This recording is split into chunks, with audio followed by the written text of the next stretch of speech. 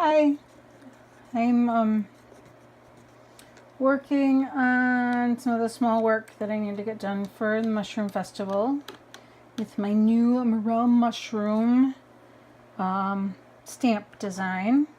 So I've got like a dozen ornaments that I'm actually gonna darken the mushroom and wax that area so that it doesn't get any glaze on it, and that'll stay just kind of bare clay with the red iron oxide slip in the crevices. That'll fire to a nice dark brown. But most of the other ones will just get glazed over, and so the glaze itself will just show the texture, and it won't look like, oh hey, there's a morel mushroom on this thing. It'll be like, hey, yeah, that's an image of a morel mushroom, but I'm using a somewhat dilute solution. Not really a solution, it's a suspension. It's clay and red iron oxide. Call it an engobe or a slip. So I have to make sure that I'm getting it into the little holes so that when I wipe it back, that color remains in there.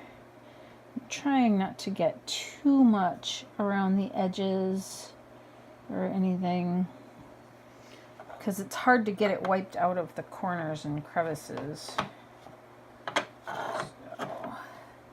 and you can see I'm dipping my brush into the water every so often, and that's just to thin down the slip, because I kind of want it to flow in there. I don't really need to have it very thick in there at all.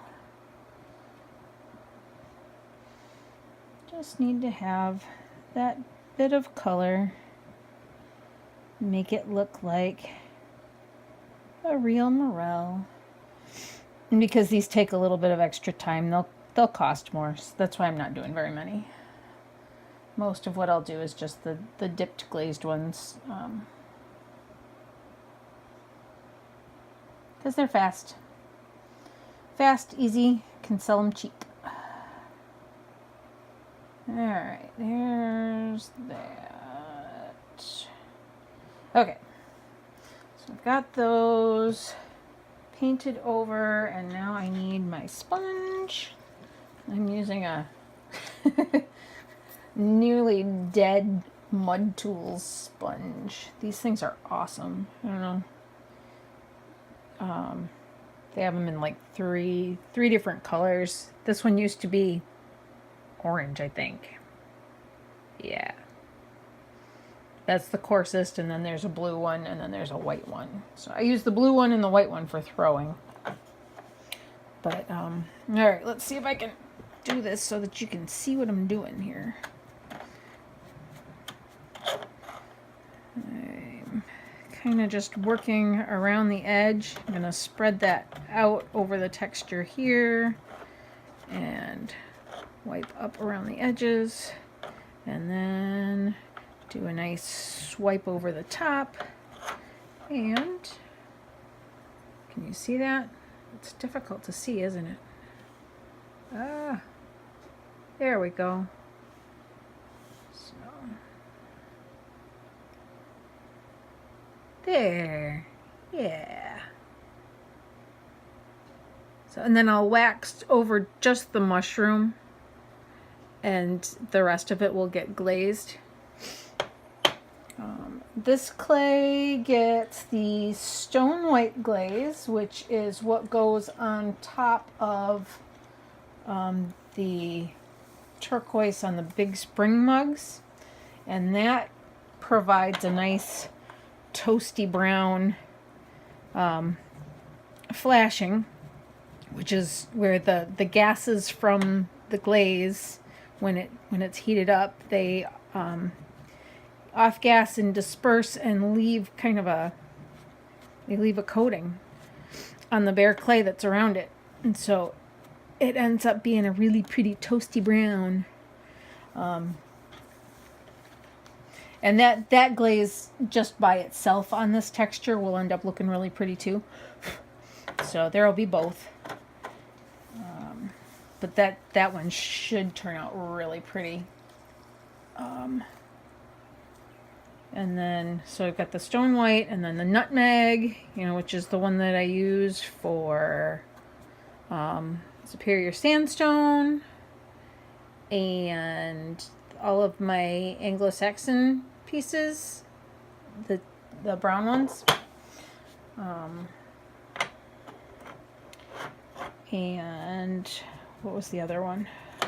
Oh, Bright Sky, which is that light blue that I use on Huron Shore and Michigan Beach, the lighter blue that's on that one. It's just a really pretty blue, and it does like to show texture. It kind of turns a little bit brown where it's really thin, so I figured that would be perfect with these. So, and there are others that I could use with just the buff clay, but some of them look better with speckles. And some of them just turn out more dynamic on the wheatstone, the whiter clay. So I'll have a little bit of everything. So that's that.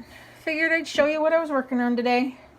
Once I'm done with this, I'm going to do this to all of my mugs that I've got sitting out there. I've got 78 mugs sitting in the kiln waiting to be unloaded. So that should be loads of fun today. Well, Mushroom Festival is the weekend of the 19th, I believe, in Boyne City. So if you're around, come on out. You can get your hands on the first run of these. So, all right, talk to you later. Bye.